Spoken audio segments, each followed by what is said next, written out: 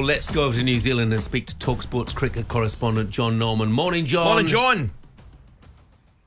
Good morning to you guys. Apologies in advance for the next few minutes because I have just come fresh from a wine tasting with Steve Harmison.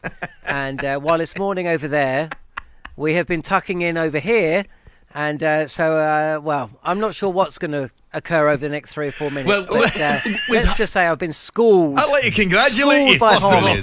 So with Harmy, was it Chateau Brown Ale? Well, exactly. We had to. It's quite difficult to stop Steve Harmison drinking lager, but we just about managed it for an hour or so. So instead of pints of lager, it was pints of a Pinot Gris, Pinot Noir. But he's back on the lagers now. No, it's a tough job you've got, mate. It really is, John. Look, obviously, Joe Root, a lot of focus will be on him reaching 150 tests. But I also want to talk about somebody at the other end of his career, because there's talk that Jacob Bethell will bat at number 3. Now, he's had, 20 first-class matches. The average is 25. He's never batted at number 3 before. How big a gamble would that be? Well, it's just pure baseball, isn't it? You know, this is a team that gave Rayan Ahmed a debut, aged 18. He broke a 70-year record. Brian Close, in 1949, was, up until that point, the youngest person to ever to play for England, and it mattered not. Rayan Ahmed got a gig a couple of years ago. Josh Hull, aged just 19, he played the last test of the summer, and now we've got a situation where 21-year-old Jacob Bethell is going to bat at the most...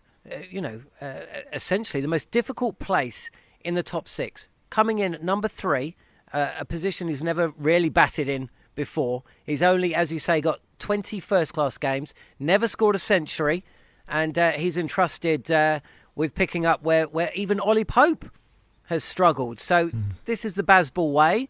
But as you say, it is about Jacob Bethell, but it's also about Joe Root, because at the other end of the scale is a guy that has just been class from, and it's been evident from Test 1 up until what will be Test 150th. Incredibly, he has never missed a test because of injury. He was speaking today about what an achievement that will be.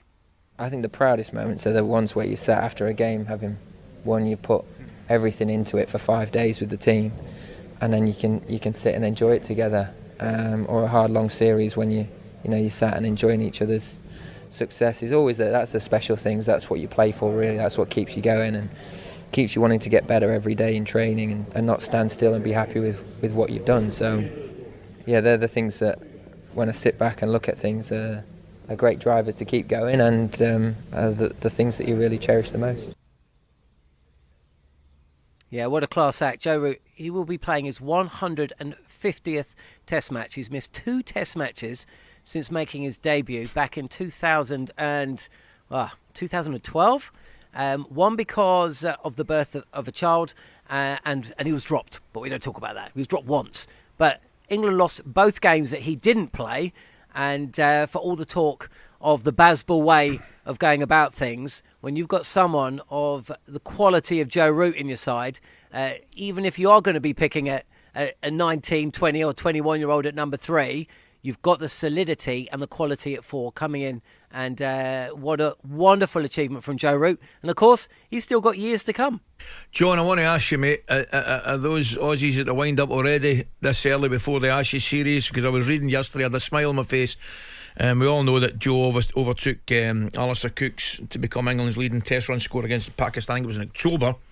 But former Australian coach Darren Lehmann says Joe Root needs to score a century down under. He said he's a rung in the ladder behind the greats like Kohli, Smith and Williamson. Is that him at the wind-up, or does he have a point?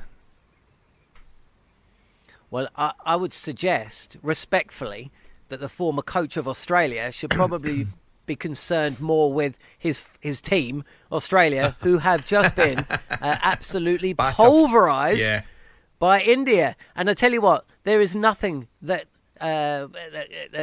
brings New Zealanders and England cricket fans closer together than watching Australia lose in the cricket. That's exactly what's just happened. And now all the worry coming out from Australia is they're going to lose to India, and England are visiting at the end of 2025.